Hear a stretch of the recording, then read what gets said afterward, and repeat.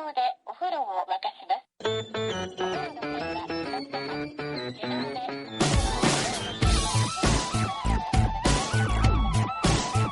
Hello, and welcome to another episode of No Such Thing as a Fish, a weekly podcast coming to you from the QI offices in Covent Garden. My name is Dan Schreiber. I'm sitting here with Andy Murray, James Harkin, and Anna Chizinski. And once again, we have gathered around the microphone with our 4 favorite facts from the last 7 days. And in no particular order, here we go. Starting with Andy. My fact is that fish who work as cleaners can cheat their bosses, and their bosses can punish them. So this is incredible. There are fish, as I'm sure you know, who clean other fish, as in they eat parasites from the skin. Right. So you get cleaner fish and client fish, is what they're technically known as.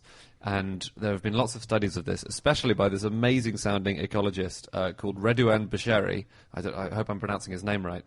Who has studied these guys so much. And basically, the trade is for food versus clean skin, yeah?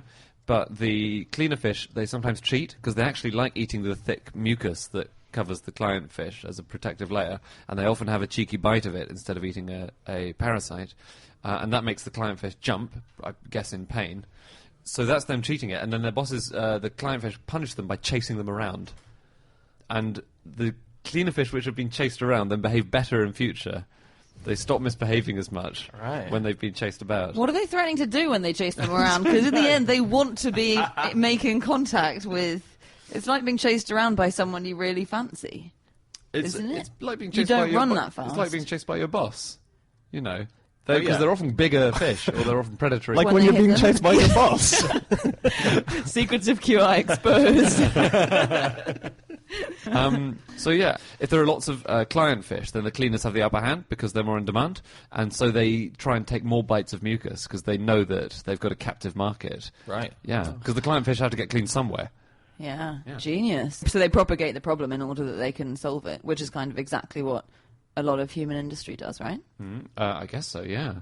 How do they propagate the problem? Aren't they making it worse? They're tricking their... Not really, no, because they're not lowering the number of client fish available. Okay. See what I mean? But client fish... no, actually, they sort of are, because client fish remove their custom if they get bad service.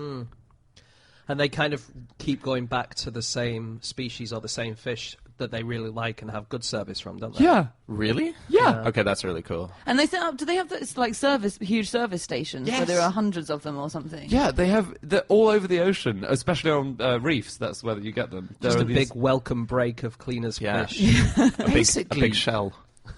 Yeah. Yeah, a single cleaner fish inspects more than 2,300 fish a day. Wow. And it eats about 1,200 parasites. That's an impressive rate of work. And some client fish have themselves cleaned every 5 minutes. Every 5 minutes? Yeah. So vain. Wow. Celebrity client fish. Yeah. So this is quite a recent discovery, right? Yeah. This was a scuba diver who was... Yeah. Which is really cool because it just makes me wonder...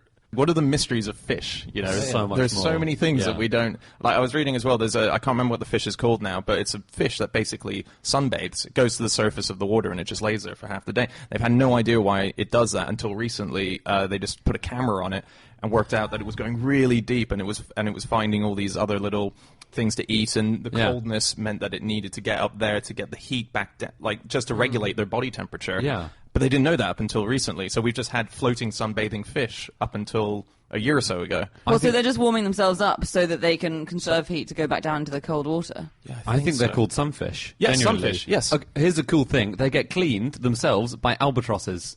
No. Yes. No. Yes. That doesn't sound like cleaning. That sounds like the albatross is trying to eat them, but just couldn't quite get to them. No, because they're huge as well. The biggest ever found weighed 2.3 they tons. are, aren't they? They're massive. Yeah. And when they get infested with these parasites, which obviously they suck their blood and they're horrible, albatrosses land nearby as they sunbathe and pick the parasites off them. Wow. Isn't that incredible? Yeah, that's really cool. That reminds me of, for some reason, it reminds me of humpback whales get parasites on them, don't they? They get lice on them. And that's when you see a whale breaching and then jumping out of the water and then splashing back down again. It's often to try and dislodge the parasites. Is that the equivalent of a dog dragging itself along the ground? It's slightly more romantic than that, but yeah. Because you don't get couples going on special holidays to watch dogs dragging themselves along the ground. seen that? Do you have a sick dog? Yeah, the little butt. The butt wipe. Wiping its bum like that. All right. Yeah. I mean, I've never seen it in real life, but I've seen it in cartoons and stuff. Yeah. Tom and Jerry's changed, isn't it? So this is another parasite. So oxpeckers have a similar relationship to things like rhinos and buffaloes. What's an oxpecker? It's a kind of bird. So an Does it oxpecker. peck oxes? It sure Oxen. does. It pecks oxen and Such a good zebras name. and rhinos. It's a fitting name.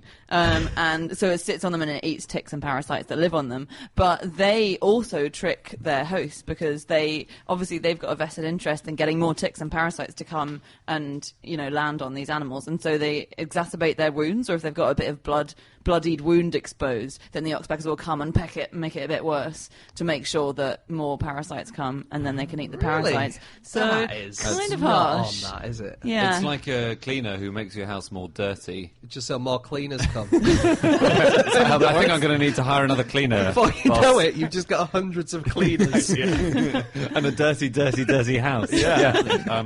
So there are really cool photos on the Mail of there's a 13-year-old who went snorkeling in Indonesia and he persuaded a shrimp to clean his teeth.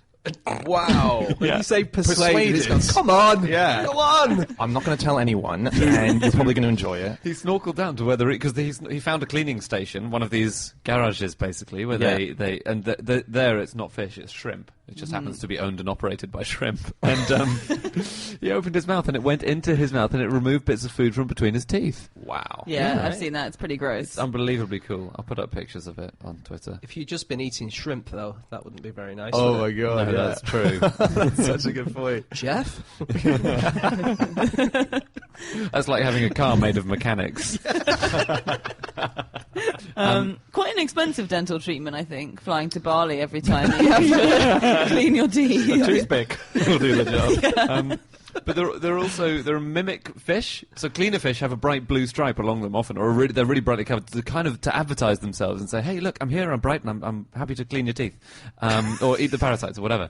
But there are mimic fish which have evolved the same kind of stripe, hang around near cleaner fish, and just go around taking chunks out of Just eating the mucus only. Yeah, eating the mucus only, Really? exactly, and that damages trade because it makes fish at the station more nervy. And these stations, they're like they're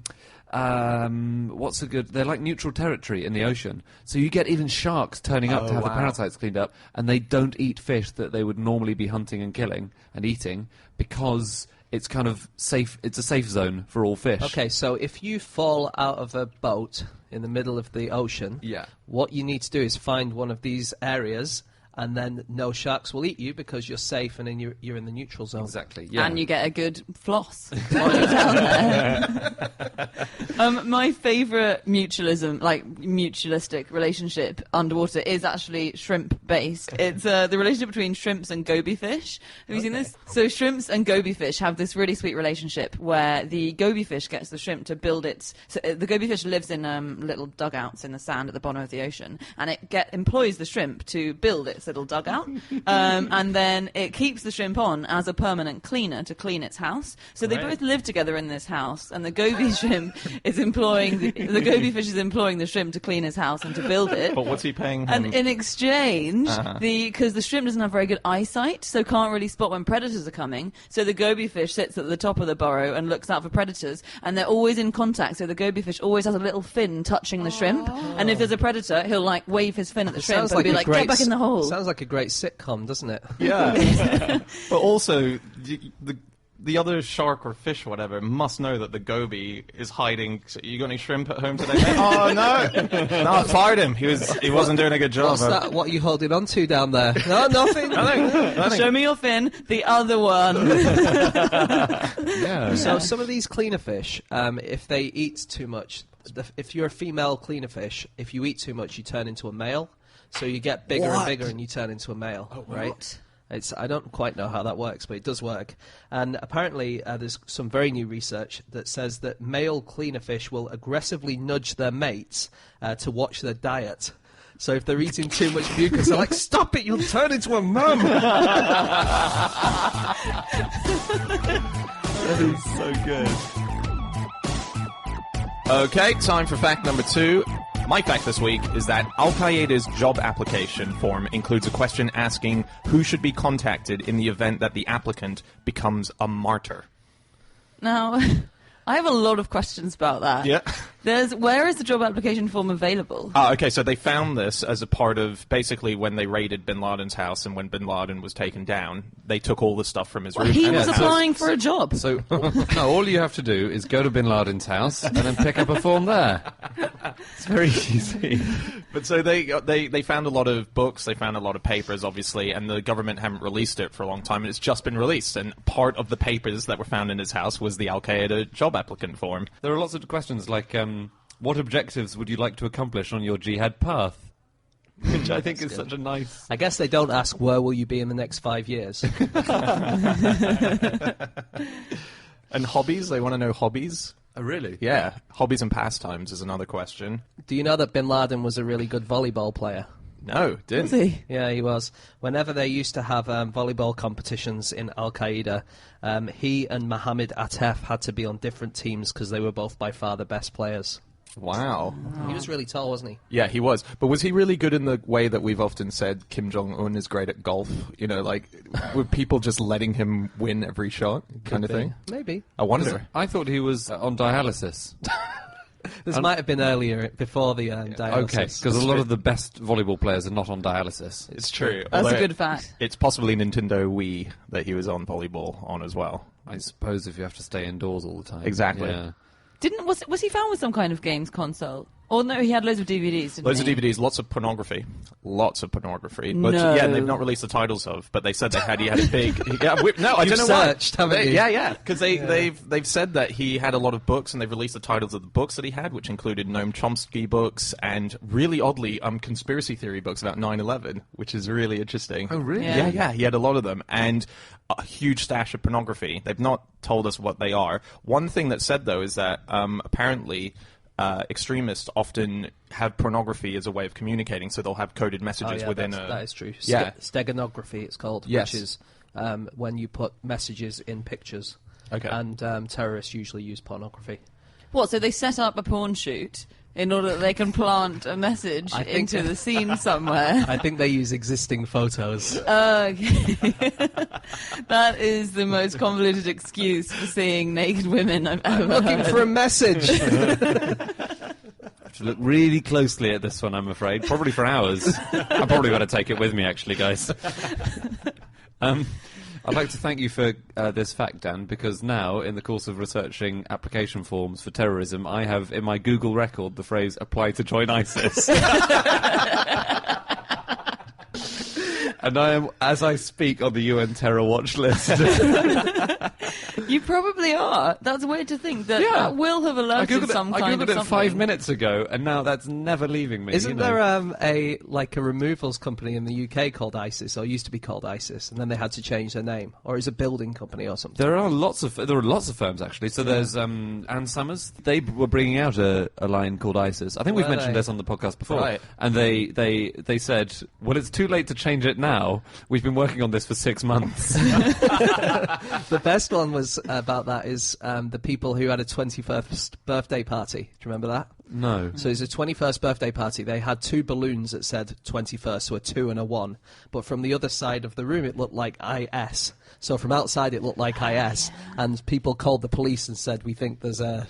You know, like as if they An would ISIS birthday party. Yeah, exactly. Yeah. As if Yeah. they'd advertise where they were with. Yeah, I don't know balloons. if they have ISIS balloons. They don't seem like the kind of party balloon sort of guys. Yeah. I was in Oxford a few weeks ago, and there was an NHS sort of small building that was called ISIS out on the front of it as well. And right next to the sign ISIS, there was another sign that they put outside in paper that said, please do not lean your bicycle against our wall. And you're like, that I am definitely Yeah. not going to leave There my were bicycle. no bicycles on that wall. I just thought, this is fantastic. You know the questions that you get asked on forms, so the US visa form has some very, very weird questions, like, are you coming to the US to engage in prostitution? Do you belong to a clan or tribe? And have you ever been responsible for, quotes, particularly severe violations of religious freedom? So presumably trivial violations of religious freedom are okay. But do you know the reason they do this? 'Cause No. You have to answer all these. Like, Is it because then if you answer it and you lie, then they can kick you out because you've lied on a form. Yes. Is that it? So it's so that they have a reason to say you've obtained a visa by fraud or misrepresentation, and that in itself is enough of a reason to ask you to leave the country. So that's why they do it. Did you see the Mexican visa application one? No. No. So this is one of the questions on it. Since been taken off. Describe your mustache/beard. That cannot be true, Dan. That's the number of people have written. This was in it was in either the Independent or the Telegraph. It's in the Telegraph. They did a survey of questions you've been asked on a visa form. This is Did what you I've check seen. the date on that? Because that does sound very much... I was suspect. It was one respondent, and he said the options were scant, bushy, or clipped. I have to say, I wasn't going to read this out either. Thought it's too much of a risk. Hey, one guy claimed it. I believe it. Did you see that job application in the Isles of Scilly, which was for an air traffic controller, and it was in Braille? Oh, really? Yeah. And they were like, well, all of our job applications have to come in all the different, in Braille as well as in normal writing, so... Scary stuff. It's good that, though, isn't it? Yeah. In Russia, to get your dry cleaning done, you have to sign your signature 5 times and fill in a large number of forms. There's a really good essay on the Guardian website about bureaucracy in Russia and how lots of Soviet bureaucracy has basically survived.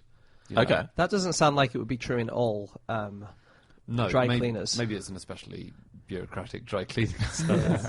Is it just one form and there's 5 signature lines at the bottom? Sounds like dry cleaners is a euphemism for something, like cleaning the streets of London of treacherous Russian spies. I was at a hotel once, and the person at reception asked me for my 2 signatures, and I said, I've only got one. And I think it's the funniest thing I've ever said in my life. She didn't agree. I haven't heard anything funny yet.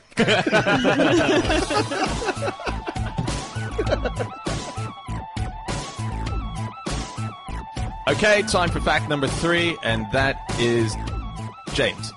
Okay, my fact this week is that the single biggest expense in the computer game Lego universe was to hire human moderators to make sure that people weren't making Lego penises.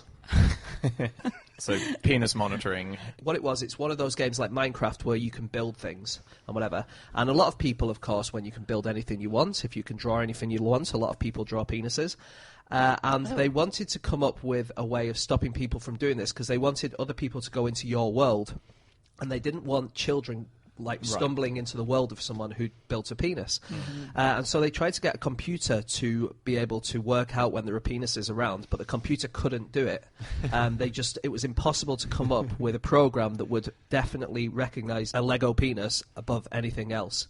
Like sometimes they'd say something was a penis when actually it was a building, and sometimes they would miss one or whatever. And so the only way to get around it was to get a moderation team who would check every single erection to check that it wasn't a penis. Oh my god! And it cost them a fortune, and that was probably why it went off. And this was tweeted by a lady called Megan Fox, who was a developer who worked on the project, and it was picked up by a website called Fusion.net, who wrote an article about it last week. See, I didn't know that Megan Fox had been branching out. Yeah.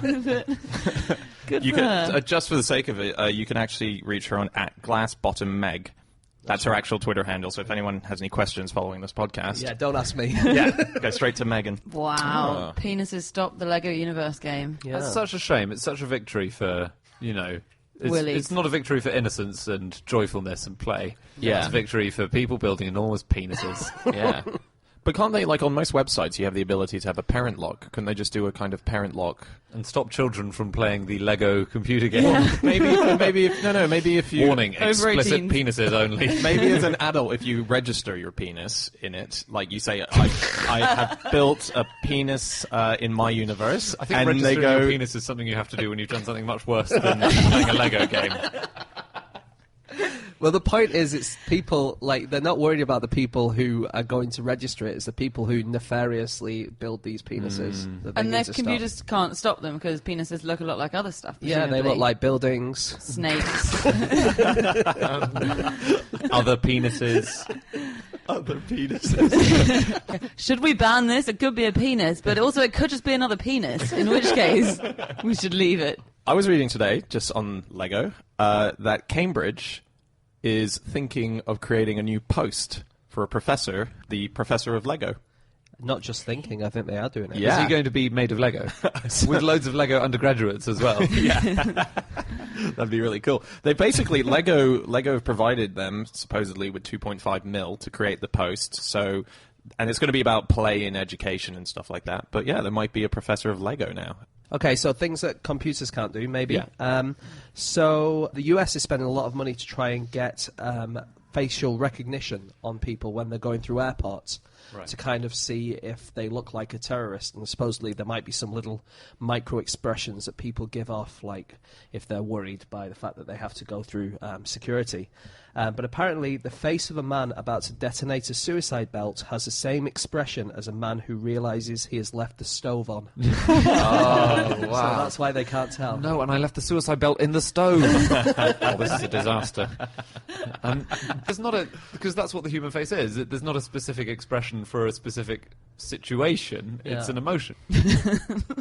So, yeah. Did you see that Play-Doh a couple of years ago had to withdraw this product that it was releasing called the icing extruder after complaints from parents that it looked like a penis. And it was extruding icing as well. It was extruding icing. It was to help them make cake, so I think it was like a shaping tool. But if you look at it, it is a penis and testicles.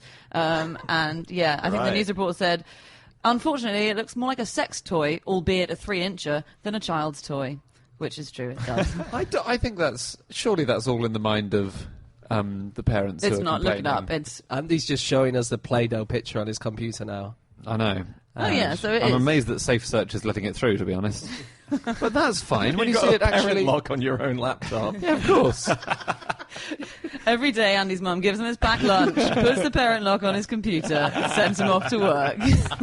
Have you heard about the oldest penis ever discovered? Is it not Microbrachius dicki? Yes, sorry, that is the very, very oldest penis. This is the oldest man-made representation of a penis. Oh, okay. Which is a physical object, not just a drawing. So it's 28,000 years old, which is amazing. And it was found at the Hohlefels cave in Switzerland, which is a cave where they found lots and lots of really ancient stuff. And I just love this sentence about it. It might have been used either as a sex toy or to do flint knapping, where you sharpen flints to use as tools. Mm-hmm. Cool. And the BBC report said the Tübingen team working Hohlefels already had 13 fractured parts of the phallus in storage, but it was only with the discovery of a 14th fragment last year that the team was able finally to put the jigsaw together. What do they think? Were they making lots of shapes with it before that? Going, is it an elephant? Is it an aeroplane? Is it another penis? Well, so that's the oldest man-made penis, but the oldest graffiti penis, cock and balls, that someone sketched out, the oldest known one, was discovered last year. It's 2,500 years old, and it's in this Aegean island called Astipalaia, and it was discovered when a Princeton professor was taking a bunch of archaeology students there to show them the wonders of the island's archaeology, and they uncovered just hundreds of obscene pictures and obscene graffiti. So things like Nicositimos was here mounting Timiona and various bits of abuse against people, and the first picture of a cock and balls, a very clear penis and 2 testicles. Wow. And the Princeton professor said, Dr. Vlachopoulos, who found it, said, "What we have found is evidence that even then people were using a coded language of symbols and imagery that was quite sophisticated." I mean, it's not the Da Vinci Code, is it? Should we crack on? Yeah, can I just mention this one last thing? I think this has been said on QI before, but I just really like it, which is the small penis rule. And I'd never heard of it before. And it's the idea that if you are, in a novel, trying to base a character off someone in real life, they can usually make an argument that you've used them as the inspiration and they can sue you. So Michael Crichton did this thing where he totally took down someone in real life in his book, but then he added this little extra detail, which was the character has a small penis. And the guy wasn't able to sue him because he had to admit that he has a small penis if it was him. I would just do that, and I'd say, okay, fine, whatever you want. Surely you can say he has drawn a malicious portrait of me, and then he has given him another characteristic. Yeah, I mean, you would think, but it turns out it worked, and it's now known as the small penis rule, which is something that gets you out of being libelous. Yeah, because you could say that, couldn't you? But it's whether or not people are going to believe it once they've seen the word small penis near a representation of you. I mean, no one's going to not say that That was a lie. I think also the idea is not that it will get thrown out of court, it's that you won't bring it to court. You won't bring it because to then right. there'll be a whole cross-examination on the length of your... Yeah. Like the Barbra Streisand effect, which we discussed last time. That's where you just don't want to draw attention to this, because then it'll probably get into the papers, and it'll be very amusing for everyone, and you'll feel I read silly. the other day about characters. This is a bit off topic, but you know Goldfinger? Yeah. This was named after Erno Goldfinger, who's an architect who did Trellick Tower and a few other things, Elephant and Castle and stuff. And he apparently was furious that Ian Fleming. He was apparently furious that Alexander Fleming had invented penicillin, which really made the plot more difficult to... Yeah. Do you expect me to talk? No, Mr. Bond. I expect you to recover. Anyway, he was apparently furious that, let's just call him Fleming, he was furious that Fleming had used his name and threatened to sue. And the publishers sort of like paid him off and also said that they were going to put a thing at the start of the book saying it's not based on anyone and it's just a coincidence. Right. And they all agreed to that. But Fleming wasn't very happy with that at all. And he was so unhappy that he went to his publishers and told them that he wanted to rename Goldfinger Goldprick.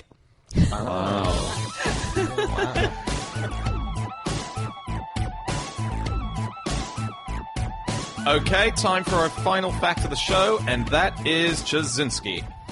My fact is that the man who inspired the main character in Jurassic Park is now building a Chickenosaurus.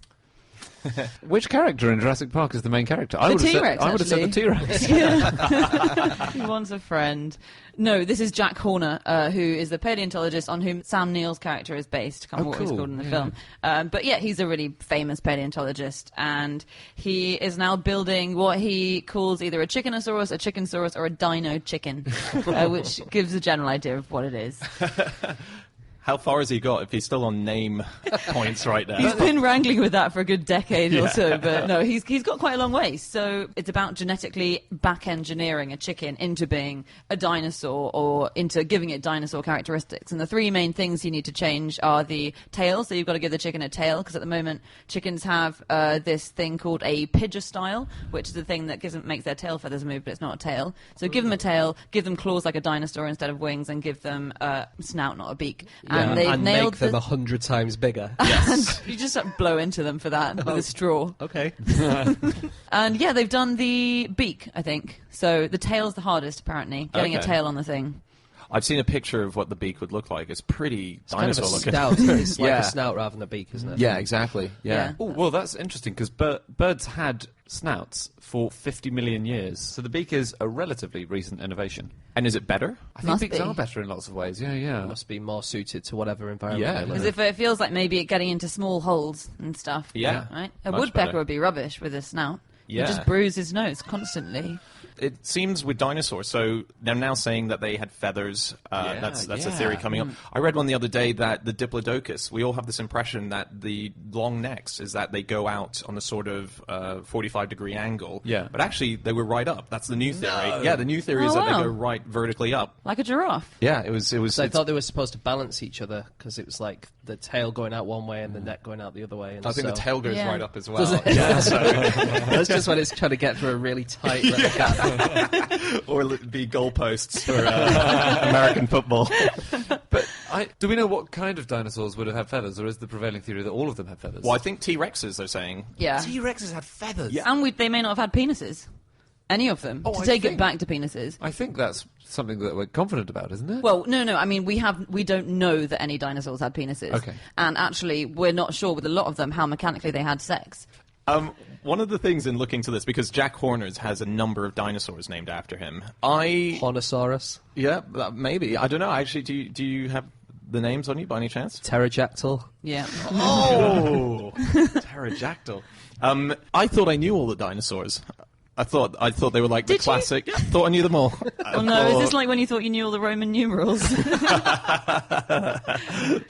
No, it turns out there's so many dinosaurs out there that like celebrities have dinosaurs named after them. Right. That's how many there are. Like Attenborough has a dinosaur named after him. Attenborosaurus.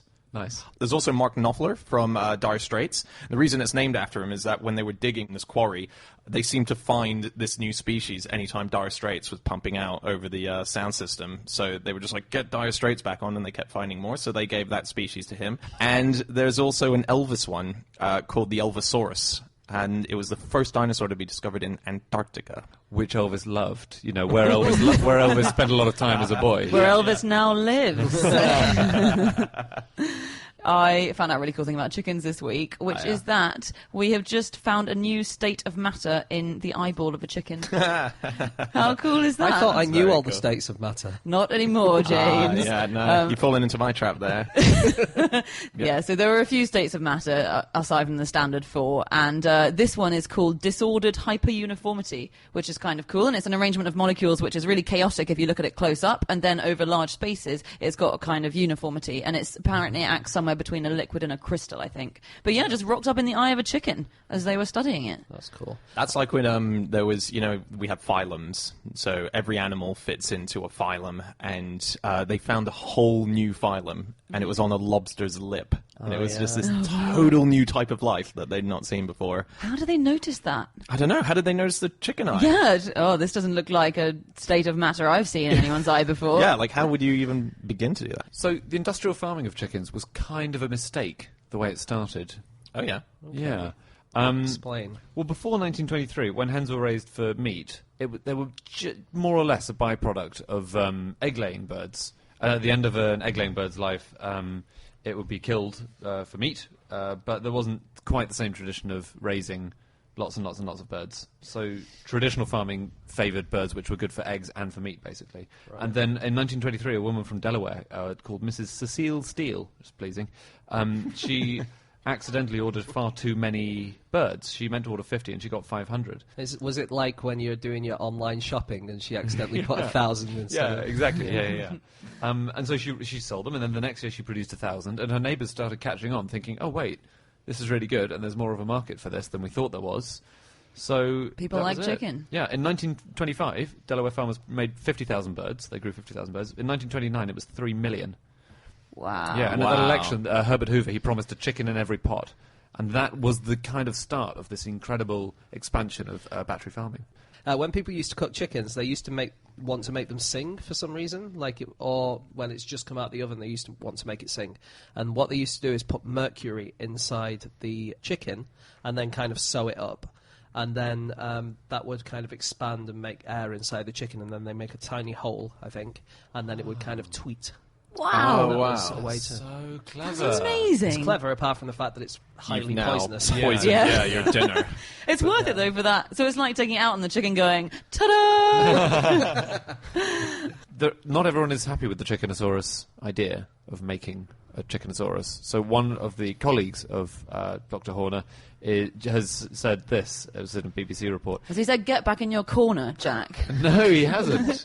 We should have done. He should have. God, I bet he gets that a lot.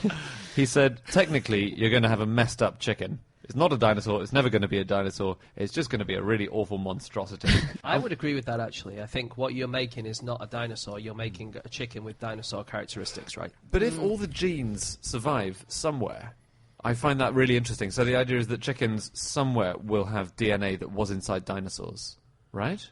Well, and some of it will be inactive, or some of it will have been thrown away, or just evolved away over what the is years. true is that the chicken that you had for dinner yesterday, its parents were a chicken, that chicken's parents were a chicken, and they were a chicken, and they were a chicken, and they were a chicken, and then if you go far enough, their parents would have been a dinosaur. I think that's so cool. I think one of the main things is, say for instance, the tail. A chicken embryo has a tail, but then it kind of gets reabsorbed back into the embryo. And there's a gene that does that. If you can turn that gene off, then the tail will continue to grow, and then you'll have a chicken with a tail. Yeah. And actually, human embryos also have tails. So, Really? Yeah, and we reabsorb them as well. Theoretically, if you could find the gene in humans and turn that off, then you could have humans with tails. Would it be a hairy tail, like a monkey's tail? I'm not sure, I would say it must be. I know, because it wouldn't be, Yeah. but then again... Because it hasn't evolved with the rest of us to be because non-hairy. Humans aren't hairy all over like that. Well, I am. They think getting the tail reabsorption gene to stop turning off is something they think they might have cracked because they've worked out how to turn on a gecko's tail reabsorption. So scientists have learned how to make a gecko embryo reabsorb its own tail. This is so exciting. Yeah. I think in the future when you're having a baby, you'll be able to tick all the boxes for, Tail, tail. Yeah. Will it be them. pushed, clipped, straggly? Okay, that's it. That's all of our facts. Thank you so much for listening. If you want to get in contact with any of us about the things that we've said over the course of this podcast, we can be found on Twitter. I'm on @Schreiberland. James? @Eggshaped. Andy? @AndrewHunterM. Anna? You could email podcast@qi.com. And you can also go to @QI Podcast. You also can go to nosuchthingasafish.com. We got 60-something episodes up there you can listen to. We'll be back again next week with another episode. We'll see you then. Goodbye.